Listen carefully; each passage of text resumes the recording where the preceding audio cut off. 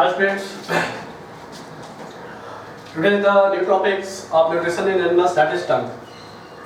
Okay, तो टंग के बारे में सभी को जानते होंगे, आप लोग जानते होंगे टंग क्या होता है. Tongue is a muscular organ. Tongue is a muscular organ present in buccal cavity. Okay, तो टंग एक मस्कुलर ऑर्गन है जो कि बकल कैविटी में पाया जाता है. ठीक है, it is covered with moist pink tissue. Okay, ये क्या होता है, पिंक टिश्यू से कवर्ड होता है और उसको क्या कहते हैं, म्यूकोसा कहते हैं. Mucosa, MUCOSA, mucosa. ठीक है, it is covered with pink tissue, it is known as mucosa. ठीक है, the bumps on the surface of tongue which makes the surface of tongue rough, okay, is known as papillae. PAPILLAE,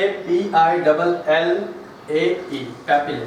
okay, तो tongue पे आप देखोगे कि टंग आपका जो है रफ सरफेस होता है, प्लेन नहीं होता, वो रफ होता है. तो रफ में क्यों रफ होता है, क्योंकि इसमें छोटे छोटे बम्प्स निकले होते हैं. ठीक है, उस बम्प्स को हम लोग पेपिले कहते हैं. ठीक है, तो टंग का डेफिनेशन आप लोग क्या लिखोगे, tongue is a muscular organ present in the buccal cavity and which is covered with the moist pink tissue is known as mucosa, and the bumps on the surface of the tongue which makes the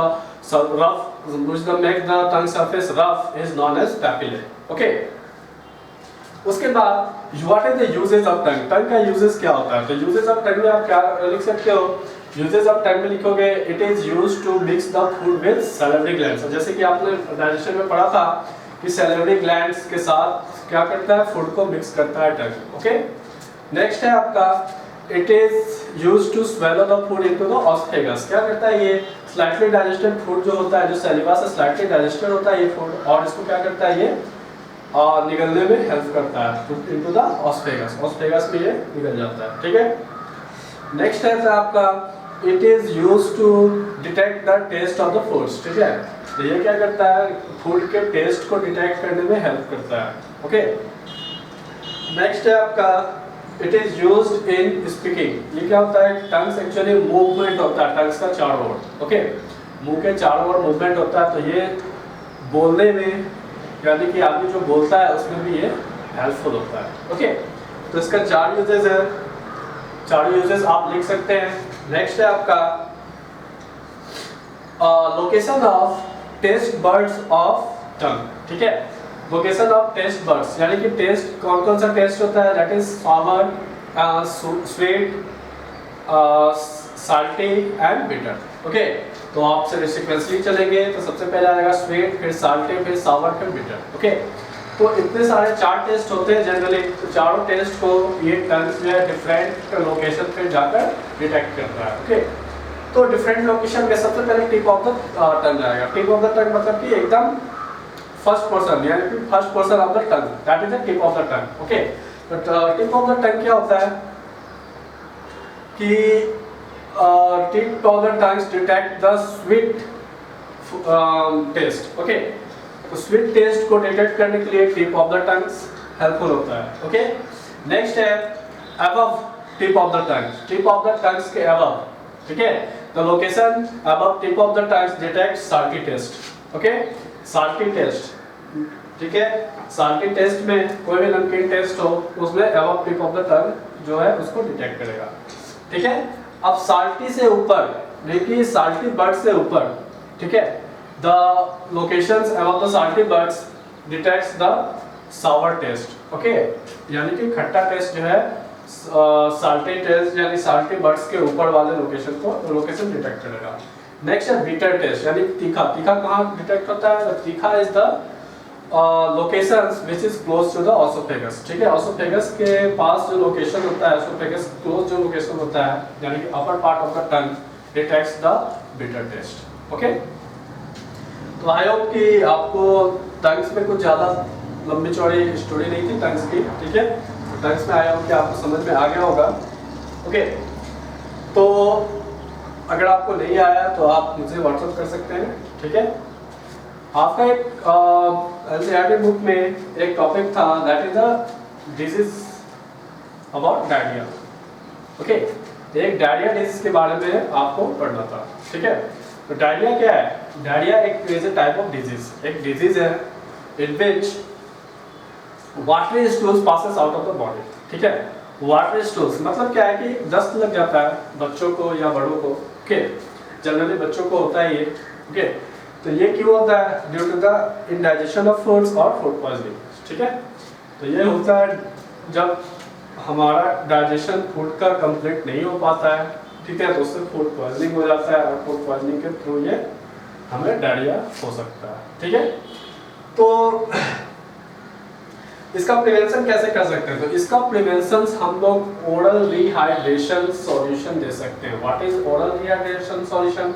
तो oral rehydration solution is the solution of sugar and salt. Okay, sugar और salt का ये solution होता है। इससे क्या होता है? शुगर क्या होता है? जब लैक ऑफ, जब ज़्यादा पानी मैंने कि स्टूल्स के थ्रू अगर वाटर बॉडी का ज़्यादा पानी निकल चुका है बाहर, तो क्या होता है? आपको एक वीकनेस फील होगा बॉडी में। ठीक है, तो शुगर और साल्ट का सॉल्यूशन देने से क्या होगा? साल्ट क्या करेगा? आपको बॉडी का साल्ट और बॉडी के वाटर को मेंटेन करेगा बॉडी में। ओके, और शुगर क्या करेगा? शुगर आपके बॉडी को एनर्जी प्रोवाइड करेगा। ठीक है, इसलिए हम लोग ओरल रिहाइड्रेशन सॉल्यूशन देते हैं during diarrhoea.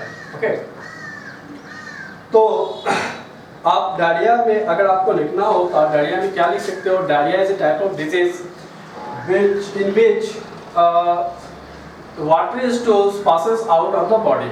Okay, watery stools passes out of the body. It is caused due to the indigestion and food poisoning. Okay, it is prevented by giving oral rehydration solution to the patient. Okay, अगर ये ORS इसे देने से भी ठीक नहीं होता है तो डायरेक्ट उसे डॉक्टर से कंसल्ट करें, क्योंकि इट में काउज डेथ। ठीक है, ये बहुत ही भयानक रूप ले लेता है ये बीमारी और लास्टली इट में काउज डेथ। ठीक है, ये आदमी को मार भी सकता है। ठीक है, तो आई होप कि डायरिया आपका कंप्लीट हो गया होगा, समझ आ गया होगा। ठीक है, तो अगर नहीं आया तो आप पूछ सकते हैं मुझे।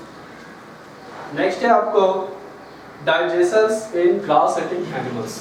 Okay, as human beings there is a digestive systems in grass eating animals also. ठीक है, तो ग्रास ईटिंग एनिमल्स जनरली हम किसे कहते हैं? All herbivorous animals is known as grass eating animals. ठीक है, जो भी मांस मछली नहीं खाते जो जानवर, ठीक है, उसे हम लोग हार्बिवोरस कहते हैं। ठीक है, तो grass eating animals is herbivorous. Herbivorous animals को ही हम लोग रुमिनेंट्स कहते हैं।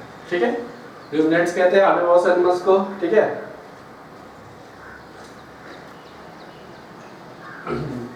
तो क्या होता है ग्रास ईटिंग एनिमल्स में generally grass is rich in carbohydrate that is known as cellulose.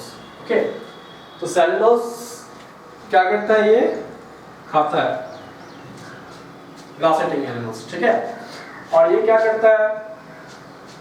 खाता है जब ग्रेजिंग यानी कि ग्रेज जब करते हैं, जब चरते हैं ये लोग। ठीक है, उस टाइम ये डायरेक्टली डाइजेस्ट करके नहीं खाते।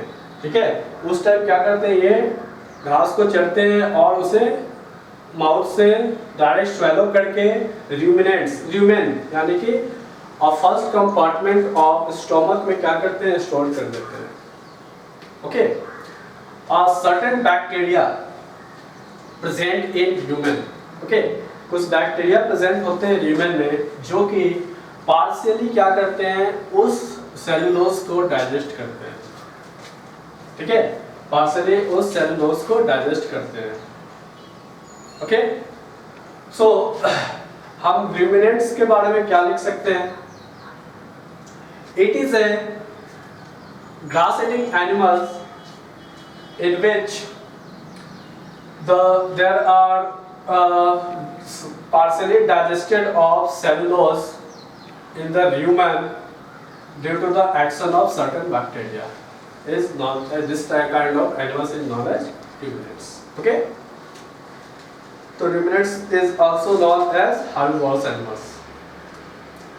तो ग्रास ईटिंग एनिमल्स उसको ruminants कहते हैं जो कि ग्रास को खाते हैं और उन ह्यूमन में स्टोर करते हैं, और ह्यूमन क्या करता है कि उस ग्रास को यानी कि उस सेलुलोज को पार्शियली डाइजेस्ट करता है। ठीक है, due to the action of certain bacteria, जो भी बैक्टीरिया इसके अंदर प्रेजेंट होते हैं उस बैक्टीरिया के थ्रू क्या करता है, पार्शियली डाइजेस्ट करता है सेलुलोज को। और ये स्पेशल टाइप ऑफ एनिमल्स में ये पाया जाता है ये ह्यूमन, ठीक है। उस एनिमल्स को हम लोग क्या कहते हैं, रूमिनेंट्स कहते हैं। ओके, तो रूमिनेंट्स का डेफिनेशन आप लोग क्या लिखोगे, रूमिनेंट्स का डेफिनेशन आप लोग लिखोगे the grass eating animals which has rumen which digest the grass or due to the action of certain bacteria is known as ruminants. Okay, now अब क्या होता है यहाँ पे, इसमें भी डाइजेस्टिव ट्रैक्ट होते हैं इस ग्रास ईटिंग एनिमल्स में। पहले इसका माउथ है यानी बकेट कैविटी, उसके बाद क्या होता है ऑसोफेगस